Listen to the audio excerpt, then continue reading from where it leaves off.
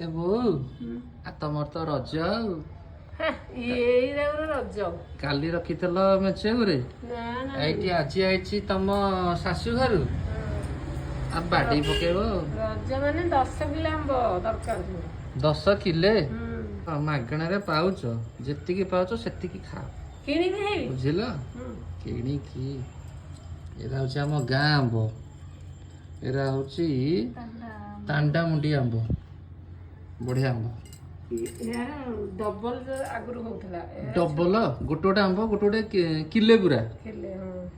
ଏରା ସାଇଜ କମିଗଲା ନା ଥାଳି ହେଇଯିବ କାଟିଦେବେ ଭଲ ମିଠା ନା ପ୍ରବଳ ମିଠା ଏ ଆମ୍ବ କଲର ଗ୍ରୀନ କିନ୍ତୁ ଭିତର ପୁରା ନାଲି ଆଉ ସବୁଠୁ କମ ବାପା ଖାଆନ୍ତି ମୂଳରୁ ପେଟ ପୁରା ଉପରେ ବାହାରିକି ରହିଲାଣି ସେ ପେଟକୁ କଣ କରିବେ ସେ ନିଜେ ଜାଣିଛନ୍ତି ସେଥିରେ ପୁଣି ଖାଇ ଚାଲିଛନ୍ତି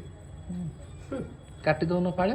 ମୁଁ ତ ଏହା କହୁଛି ମୁଁ କହିଲି ତମେ ଖାଆନି ସେ ପେଟ ଆଟିକା ହେଇକି ହାଣ୍ଡି ହେଇକି ବାହାରି ସାରିଲାଣି ଖାଇବେନି ନା ଆଉ ଅଦ୍ଭୁତ କଥା ପେଟ କଣ ବହୁତ ବାହାରିଛି ବୟସ ହିସାବରେ